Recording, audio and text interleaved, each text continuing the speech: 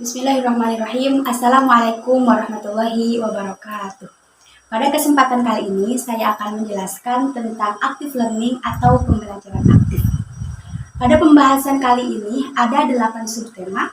Yang pertama yaitu mengenai pengertian, yang kedua urgensi dari pembelajaran aktif, yang ketiga yaitu karakteristik, yang keempat asas, kelima tujuan, keenam peran guru dan siswa, ketujuh perbedaan antara pembelajaran aktif dengan pembelajaran tradisional, dan yang kedelapan adalah contoh-contoh active learning. Baik, yang pertama yaitu pengertian dari active learning. Apa sih yang dimaksud dengan active learning? Active learning berasal dari bahasa Inggris yaitu active dan learning. Apabila diterjemahkan ke dalam bahasa Indonesia, active learning berarti pembelajaran aktif. Yang mana yang dimaksud dengan pembelajaran aktif adalah pembelajaran yang mengajak siswa untuk belajar secara aktif. Jadi, ketika proses pembelajaran dengan menggunakan pembelajaran aktif, maka guru bukan lagi berperan sebagai satu-satunya sumber belajar, tetapi guru berperan sebagai fasilitator bagi siswa. Kegiatan belajar bukan hanya berpusat pada guru, tetapi kegiatan belajar berpusat kepada siswa. Kemudian yang kedua adalah urgensi dari pembelajaran aktif. Yang pertama yaitu siswa memiliki banyak kesempatan untuk belajar. Belajar apa? Belajar membaca, belajar mendengar, belajar menulis, belajar mempraktikkan, serta belajar mendiskusikan materi pelajaran karena sepenuhnya pembelajaran itu berpusat kepada siswa. Kemudian yang kedua yaitu mencegah sesi monoton dalam pembelajaran. Mengapa mencegah sesi monoton dalam pembelajaran? Karena kita harus tahu perbedaan antara pembelajaran aktif dengan pembelajaran pasif. Jika dalam pembelajaran pasif, guru itu memberikan ceramah, memberikan materi kepada siswa, sehingga siswa hanya mendengarkan saja, hanya duduk saja. Tetapi dalam pembelajaran aktif tidak seperti itu. Siswa boleh bertanya, siswa bisa juga mendengarkan, siswa bisa berdiskusi, siswa bisa mempresentasikan, dan lain-lain. Dan itu mencegah sesi monoton dalam pembelajaran. Jadi pembelajarannya itu nggak gitu-gitu aja. Kemudian yang ketiga yaitu mendorong interaksi antara siswa dengan guru. Yang selanjutnya yaitu siswa terlibat secara optimal dalam proses pembelajaran. Kemudian karakteristik, apa sih ciri-ciri dari pembelajaran aktif? Apa yang membedakan pembelajaran aktif dengan pembelajaran yang lain? Yang pertama yaitu pembelajaran berpusat kepada siswa. Yang kedua, guru berperan sebagai salah satu sumber belajar. Nah, jika dalam pembelajaran pasif, guru adalah satu-satunya sumber belajar, tapi dalam pembelajaran aktif, guru tidak lagi menjadi satu-satunya sumber belajar, tapi salah satunya sumber belajar. Dan siswa bisa mendapatkan materi dari sumber belajar yang lain, bisa dari internet, bisa dari buku, bisa dengan berdiskusi kepada teman, dan lain-lain. Yang ketiga, memberikan kebebasan pada peserta didik sehingga lebih aktif selama proses pembelajaran.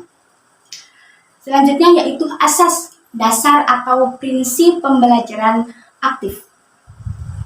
Yang pertama yaitu asas melakukan. Maksudnya bagaimana? Apa yang dimaksud dengan asas melakukan? Maksudnya yaitu peserta didik harus berbuat sesuatu, bukan hanya diam berpangku tangan.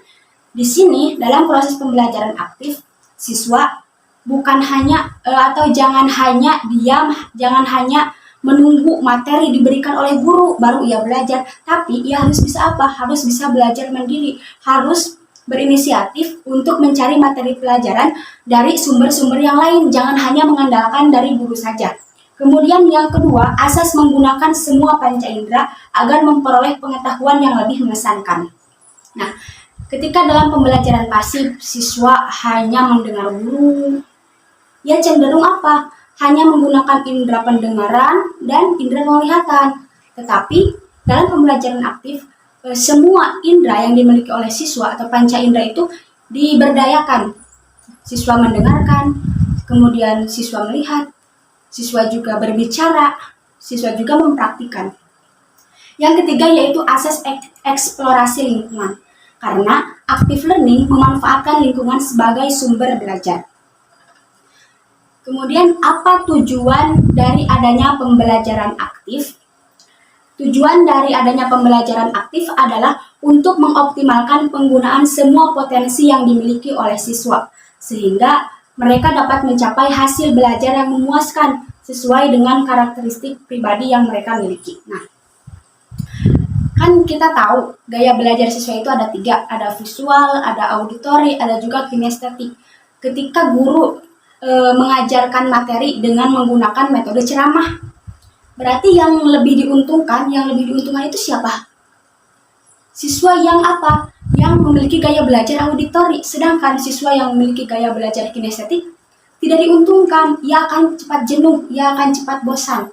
Tetapi dalam pembelajaran aktif, ketiga gaya belajar yang dimiliki oleh siswa yang memiliki salah satu ataupun semuanya gaya belajar tersebut merasa enjoy, merasa santai dalam proses pembelajaran, sehingga hasil belajarnya pun bisa maksimal. Siswa yang dengan gaya belajar kinestetik bisa mempraktikkan, siswa dengan gaya belajar auditori bisa mendengarkan, siswa dengan gaya belajar visual bisa apa? Bisa memetakan konsep, bisa melihat, bisa mendapatkan materi, bisa lebih cepat menyerap materi dengan cara melihat. Jadi semua gaya belajar siswa itu diuntungkan apabila pembelajaran aktif. Kemudian yang keenam, peran guru dan siswa. Apa saja tugas guru dalam pembelajaran aktif? Yang pertama, guru itu bertugas untuk menyajikan materi penting secara menarik. Nah, maksud materi penting ini bagaimana? Materi yang biasanya muncul di ujian. Nah, guru harus bisa apa? Harus bisa menyampaikannya dengan menarik. Tujuannya agar apa? Agar mudah diingat oleh siswa. Yang kedua yaitu menstimulasi peserta didik untuk mengajukan pertanyaan. Nah, guru itu harus membuat peserta didik penasaran terhadap materi yang sedang ia ajarkan, sehingga hal tersebut merangsang peserta didik untuk mengajukan pertanyaan. Kemudian yang ketiga, guru itu bertugas untuk memberikan tugas-tugas yang menantang kepada peserta didik. Maksud menantang di sini bagaimana? Maksud menantang di sini membutuhkan pemikiran yang mendalam dari peserta didik, sehingga ia tertantang untuk mengerjakannya. Yang keempat yaitu memfasilitasi sumber-sumber pembelajaran. Kemudian selanjutnya, memberikan kesempatan kepada peserta didik untuk berinteraksi. Nah, interaksi di sini bukan hanya antara peserta didik saja, tapi juga bisa berinteraksi dengan guru. Selanjutnya, memotivasi siswa untuk memuaskan rasa ingin tahunya. Kemudian, memanajemen kelas dengan baik. Nah, guru tidak boleh membiarkan situasi kelas dalam keadaan gaduh. Nah, guru harus bisa apa? Memanajemen kelas dengan baik. Kemudian yang selanjutnya yaitu guru harus mengevaluasi pembelajaran. Setelah peran guru, apa peran siswa atau tugas siswa dalam pembelajaran aktif? Yang pertama, siswa bertugas untuk terlibat aktif dalam proses pembelajaran. Kemudian, siswa juga harus memperhatikan penjelasan dari guru. Selanjutnya, mengerjakan tugas-tugas yang diberikan oleh guru. Apabila tadi guru memberikan tugas-tugas yang menantang, nah tugas siswa itu mengerjakan tugas-tugas yang menantang tersebut. Yang terakhir, bertanya mengenai hal-hal yang belum diketahuinya. Jadi ketika siswa penasaran tentang suatu materi dan ia belum paham, dia jangan hanya diam, tetapi dia harus menanyakan kepada gurunya untuk memuaskan rasa ingin tahunya.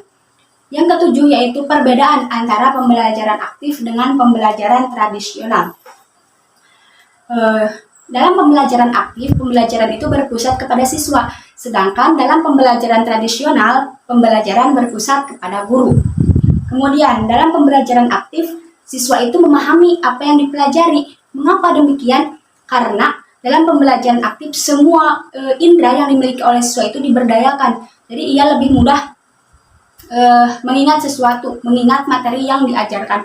Misalnya, siswa yang gaya belajarnya itu visual lebih mudah mengingat dengan cara melihat. Siswa dengan gaya belajar auditori lebih mudah mengingat dengan cara mendengar.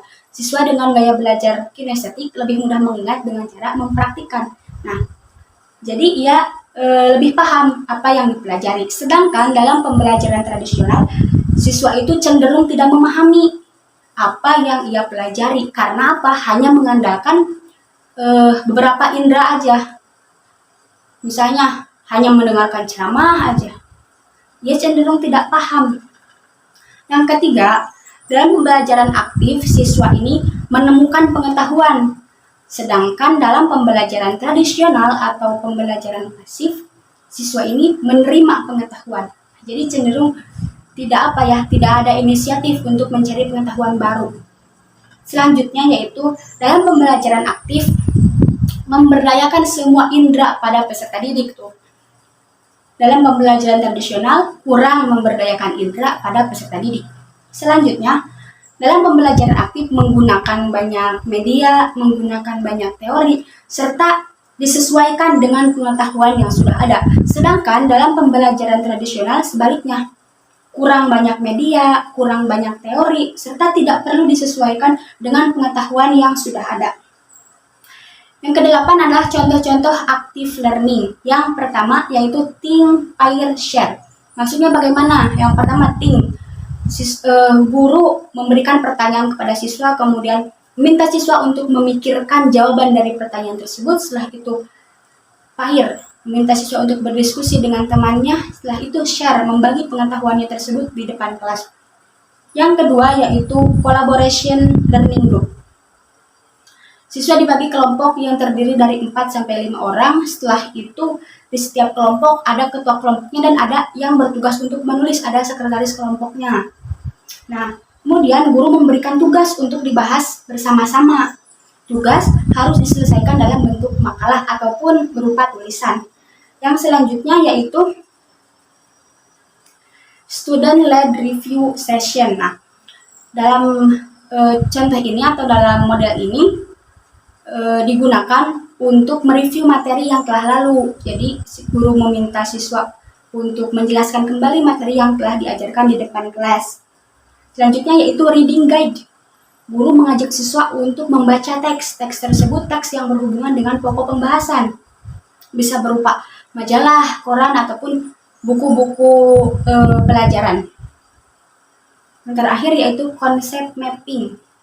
Guru meminta peserta didik untuk membuat keyword atau kata kunci dari suatu persoalan sebagai rumusan inti dari materi pelajaran. Nah, seperti itu teman-teman. Saya kira itu saja yang dapat saya sampaikan pada video kali ini. Semoga video ini bermanfaat. Mohon maaf atas segala kesalahan dan kekurangan. Wassalamualaikum warahmatullahi wabarakatuh.